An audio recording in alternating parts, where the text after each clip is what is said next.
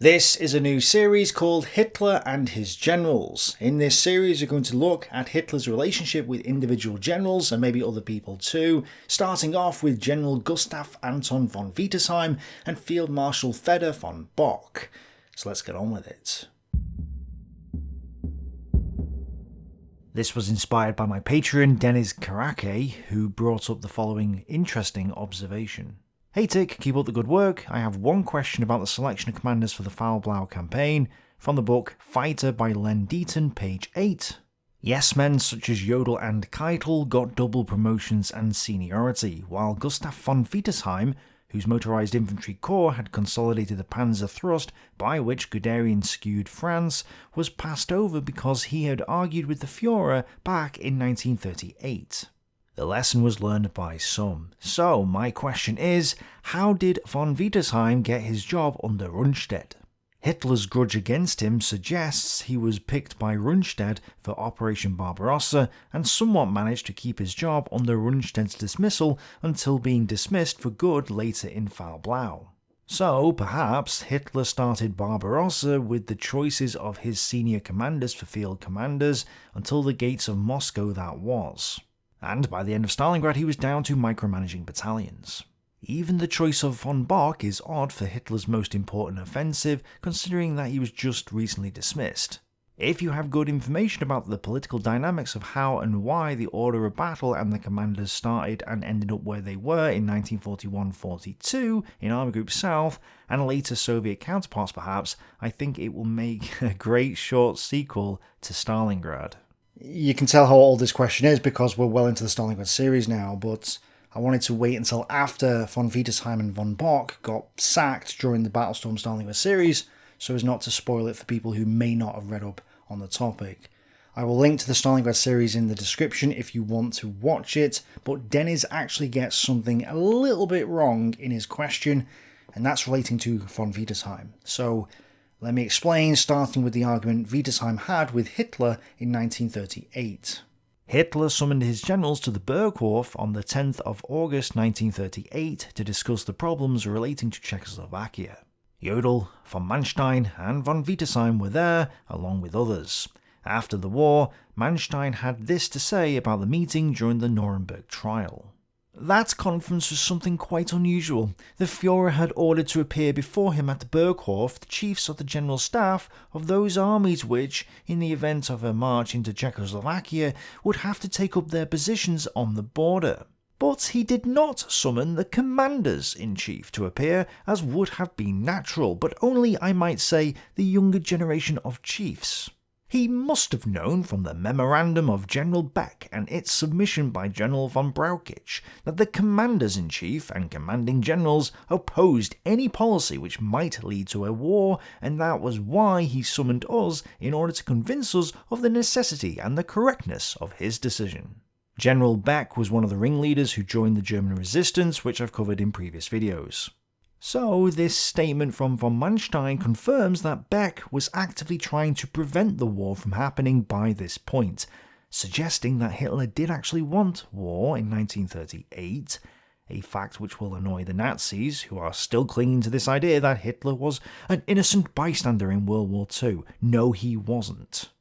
Beck would actually resign 8 days after the meeting we're discussing right now, having failed to persuade the generals to stand up to Hitler and prevent war. This was because the generals, like Jodl and von Brauchitsch, had, by this point, fallen deeply under Hitler's spell. It was only really the younger and junior officers that remained disloyal to Hitler, which is perhaps why he was calling them to see him now. To give context, let's just look at the map. At this point, the Anschluss had happened, and now Hitler's attention had turned to Czechoslovakia, and specifically the Sudetenland. This was before the Munich Agreement, so the danger was that if Hitler took Czechoslovakia, then Britain and France would march in from the west.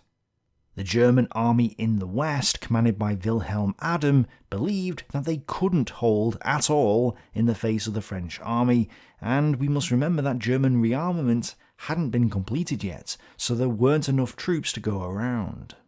In fact, with Germany focused on Czechoslovakia, General Adam reported that he only had 5 divisions facing west, which was simply not enough to stop the French. Well, Adam's chief of staff at this time was Gustav Anton von Wietersheim, who was also in charge of the unit which would later become 14th Panzer Corps. Wietersheim dared to speak up about this problem to Hitler at the meeting on the 10th of August 1938. He told the Führer that the French would overrun them and that the West wouldn't hold on for more than 3 weeks. Hitler became enraged. The Führer becomes furious and flames up, bursting into the remark that in such a case the whole army would be good for nothing. I say to you, Herr General, the position will be held not only for 3 weeks, but for 3 years. Manstein later reported, this was the only and last time at a meeting of that kind that he permitted questions and a sort of discussion afterwards. He was mistaken in this, insomuch as even the chiefs of the General Staff raised objections regarding the possibility of an interference on the part of the Western powers, and generally regarding the danger of a war that might ensue. This led to a very serious and most unpleasant clash between the Führer and General von Wietersheim with reference to these questions. After that, whenever such meetings took place, there was not a single occasion when any questions at all, or discussions, were permitted by him. So this was somewhat of a turning point in regards to Hitler's meetings with his generals. From this point onwards, he supposedly didn't listen to them as much. But did you notice the issue with Dennis's original question? Dennis said, my question is, how did von Wietersheim get his job under Rundstedt? Well, no, this is a mistake. Von Wietersheim was already in charge of the corps, which would later become 14th Panzer Corps. He didn't get a job, he retained his job. He was already in charge of the corps and would stay in charge of the corps until being sacked in September 1942. So, the question isn't, how did he get his job under Rundstedt? Because his corps was just transferred to Army Group South. Instead, the question should be, why did Hitler allow von Wietersheim to remain in his position? Well, let's just go back to this quote from Schirer's The Rise and Fall of the Third Reich. It turns out that this wasn't the full quote. This was the full quote. General Adams said that the West Wall would only hold for 3 days. I tell you, it will hold for 3 years if it is occupied by German soldiers. Now, this is different. In this version, von Wietersheim is just the messenger for General Adam. So it appears that it was General Adam who was the one to blame, not von Wietersheim. It does make me wonder if von Wietersheim was also part of the German resistance, because it turns out that General Adam also agreed to take part in a conspiracy against Hitler at this time. Adam, though, ended up being retired in December 1938, not long after this meeting, so maybe von Wietersheim wasn't part of the resistance. But the point is that Wietersheim was conveying Adam's views, and Hitler also had no reason to sack von Wietersheim just because von Wietersheim is warning about what France might do. We should take note of the fact that von Wietersheim at this stage was also just a corps commander.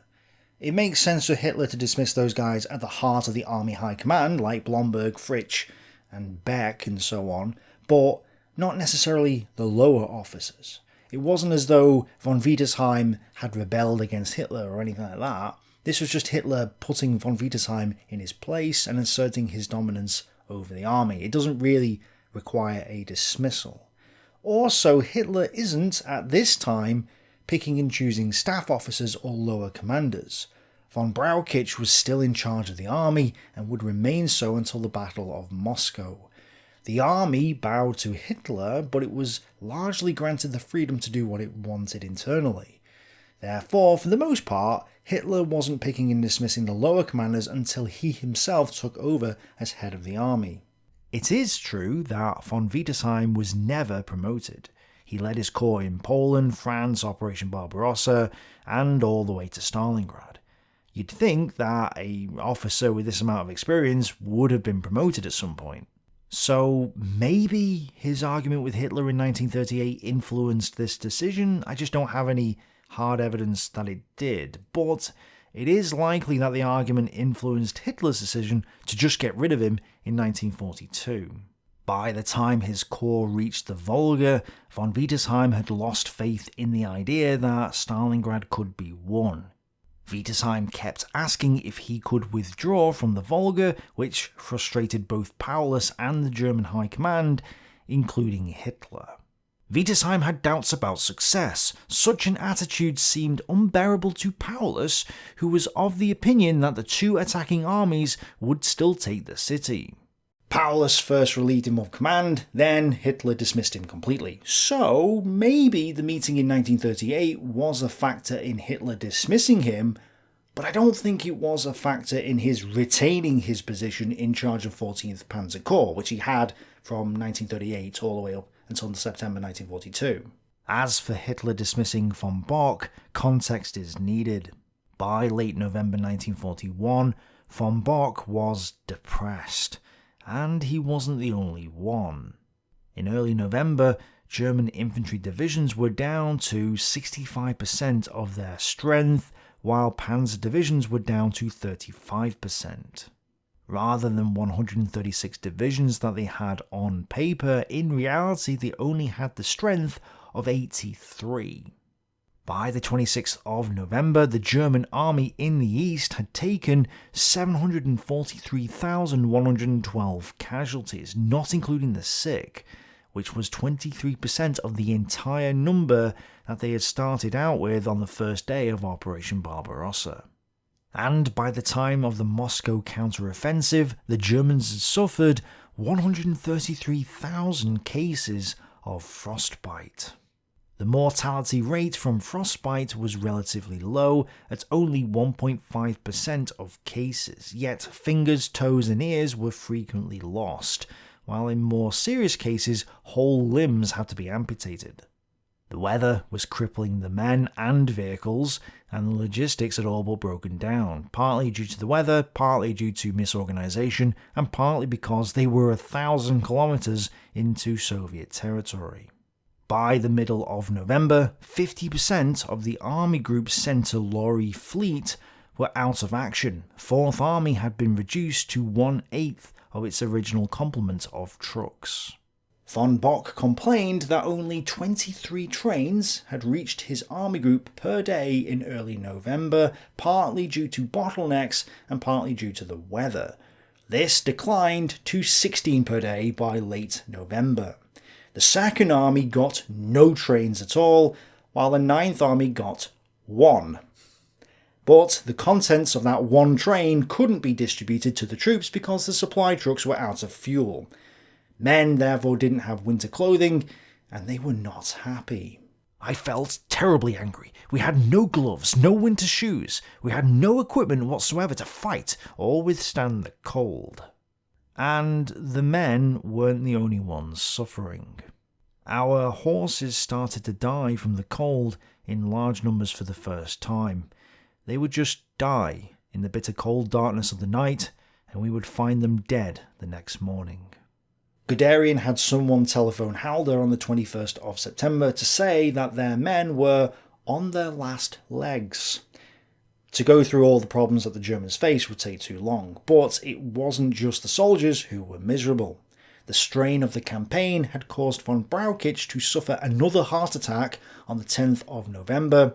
Halder also notes in his diary that Field Marshal von Bock has been profoundly affected by the severity of the fighting. And von Bock himself wrote this in his diary.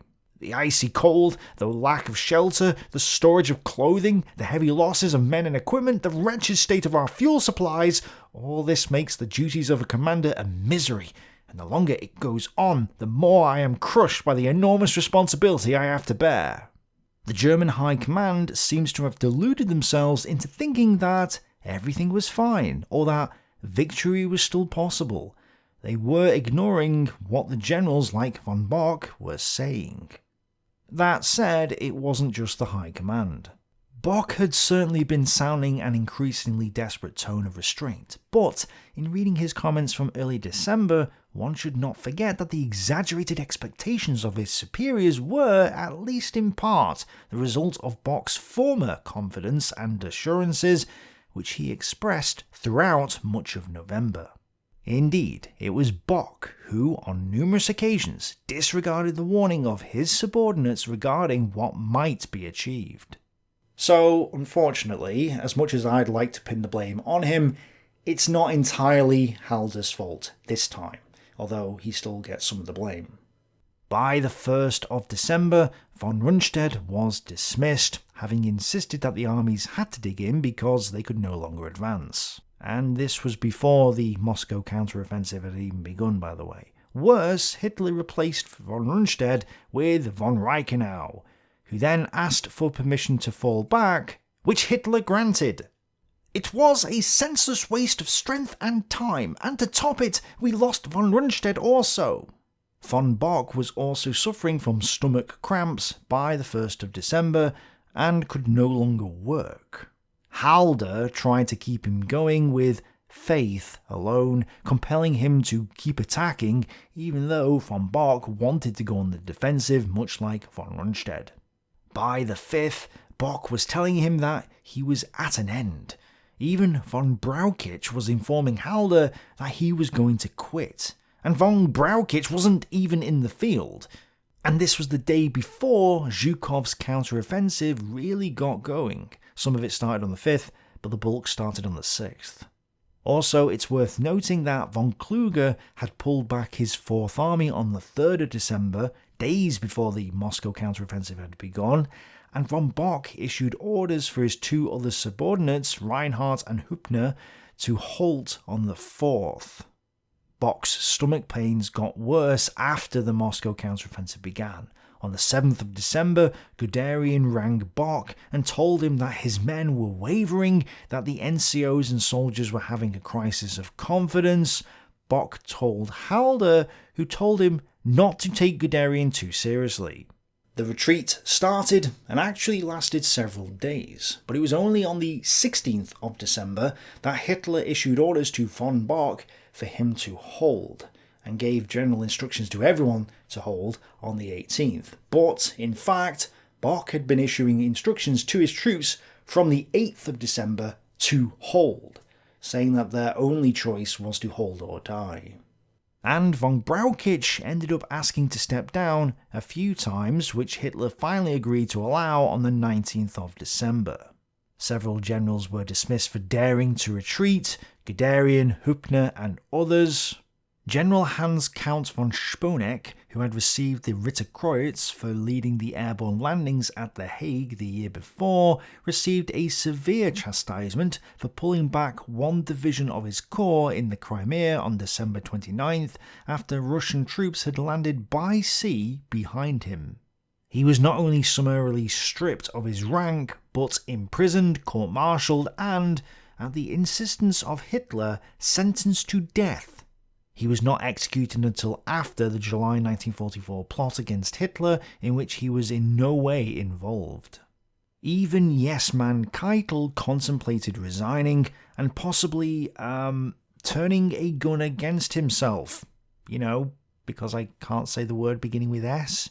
Due to those good old YouTube communist guidelines, Hitler ended up taking charge of the army, telling Halder that he could stay on as chief of staff if he wanted to, which of course he did. Now, there is a debate about whether Hitler was right or wrong to order his men to stand fast at this time, with some saying that they should have been allowed to pull back, and others saying that Hitler's stand-fast orders at Moscow actually saved them. Even some of his generals say that this was Hitler's greatest achievement because if they had retreated, it would have turned into a rout, and that would have led to an even bigger disaster. It's hard to argue against that. What is debatable, though, is the reason for von Bock's dismissal. He was already ill before the Moscow counteroffensive, and that illness got worse. He was also on the side of the German resistance movement, or at least moving towards it, as were some of his staff members, although Bock insisted that he didn't want to kill Hitler at this time. Was his dismissal done because he had withdrawn, or was it because he was ill? From the books that I've got, the authors don't make it 100% clear, and I think the reason why is because they're not sure either. On the 13th, von Bock was advising the High Command that if they allowed a withdrawal, it could turn into a rout. He didn't offer a firm recommendation, but it's clear that he viewed a retreat to be problematic. He also, on the 13th, asked if he could be relieved because his health was bad.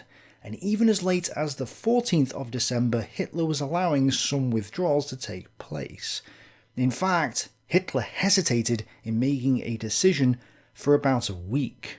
Only on the 16th did Hitler start saying that no retreat would be permitted, with Ian Kershaw saying that Hitler may have come to this conclusion based on von Bock's recommendations. Even now, though, he was still allowing some retreats if the enemy had broken through the line, just not a general retreat. At this point, von Bock asked if he could make some withdrawals, and Hitler refused, telling him to stand fast.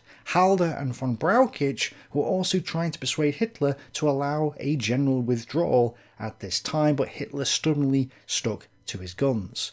Von Bock therefore stepped down on the 18th of December, replaced by Field Marshal von Kluge, and Brauchitsch followed Bock the next day.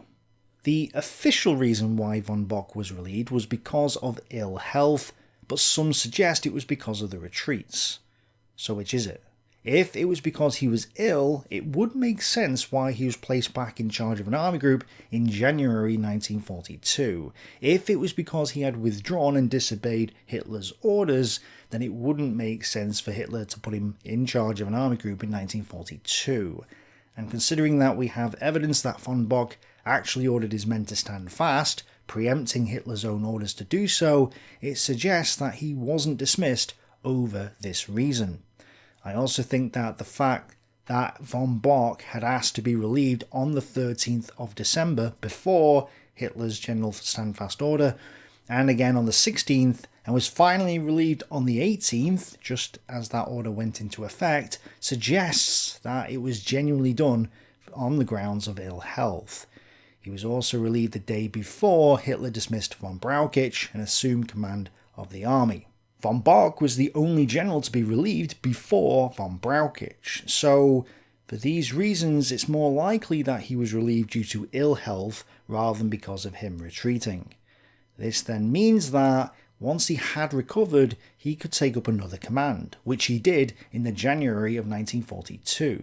He then got dismissed in the July of 1942 because he supposedly tied up panzer forces at Voronezh for too long, something I talked about in my Fall Blau video. Von Bock doesn't take up a command again after he fails in 1942.